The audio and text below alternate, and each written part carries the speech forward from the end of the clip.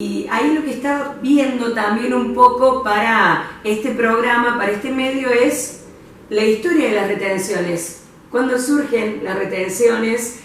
¿Cómo van evolucionando los distintos conflictos que han surgido a lo largo de la historia? ¿Cómo han ido variando? Es decir, es un tema que no es de hoy, quizás uno lo tiene mucho más presente por lo de la 125, lo más actual, porque justamente gana una fórmula en la que también está Cristina, que fue la gran protagonista de esa disputa, de ese enfrentamiento entre el gobierno nacional y el campo, pero el tema de las retenciones ya es un problema de muchos años. El tema de las retenciones comienza allá en la década del 30 con la necesidad de contar con infraestructura de almacenamiento en el país para poder después comercializarla en el exterior.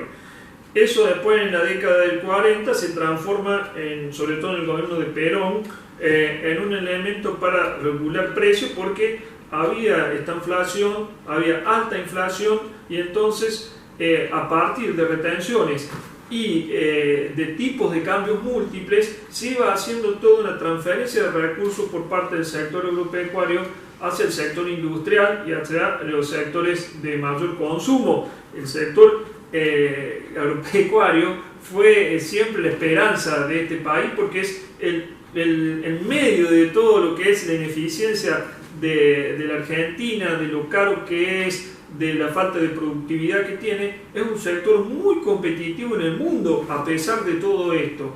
Entonces toda la historia argentina fue siempre la esperanza, con decirte que al principio de la década del 70 se hablaba que con una buena cosecha se pagaba la deuda externa. Hoy en día ya sería imposible.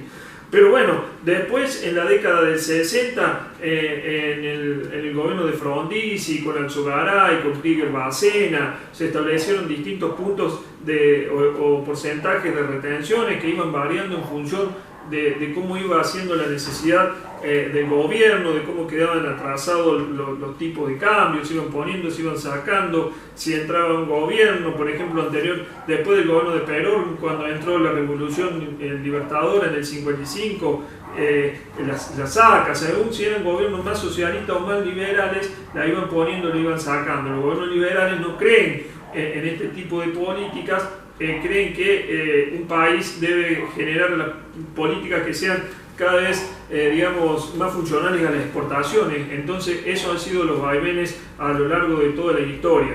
Digamos, Macri, no quiero interrumpir la historia, pero Macri de alguna manera ha dicho él, en muchas oportunidades se ha parado frente a representantes de la mesa de enlace y ha dicho, es un impuesto malo. Lógico, y Macri lo ve como un impuesto malo. El tema de la Argentina es que si se sacan las retenciones, ¿cómo hace para, con la estructura del gasto público que tiene, sostener esa variación negativa en los ingresos? Como que irían de la mano. Exactamente. O sea, hay que encontrar un equilibrio que nuestro país nunca ha encontrado a lo largo de toda su historia macroeconómica. Siempre ha tenido grandes dificultades. Desde la década del 30 hasta ahora hemos tenido 5 signos monetarios, le hemos cambiado, le hemos sacado 13-0 a la moneda, hemos tenido grandes inconvenientes en la economía. Entonces debería haber todo un repensamiento de la estructura tributaria del país que incluya también repensar lo que es el monotributo, repensar el impuesto a las ganancias, el IVA, el ingresos brutos. Pero bueno, eso debe venir de la mano también de un gasto público que debe ir a la banca. En algunos, y sobre todo en algunos puntos en donde se indexan automáticamente. Tener el gasto indexado significa tener un punto de generación de inflación.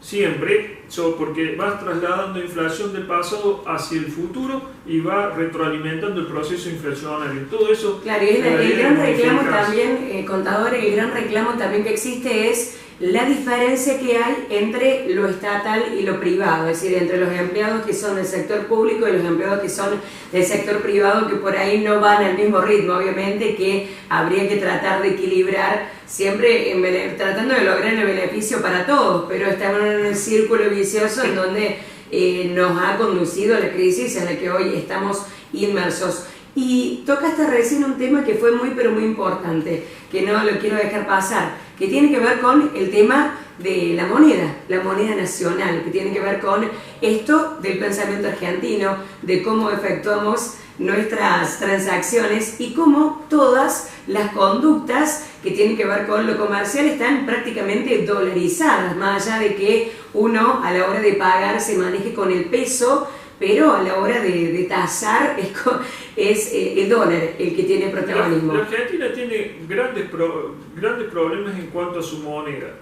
Los dos grandes problemas es que ha dejado de ser unidad de medida y también unidad de ahorro, como medio de ahorro de la población argentina. Claro, si ahorras en pesos, prácticamente se te va, cada vez vale menos, lo vas perdiendo. Todo el mundo fija sus precios en dólares. Entonces, y no lo puedes medir, entonces no puedes cotizar. Dejó de ser unidad de medida, unidad de cuenta, para ser únicamente un medio de transacción, el peso.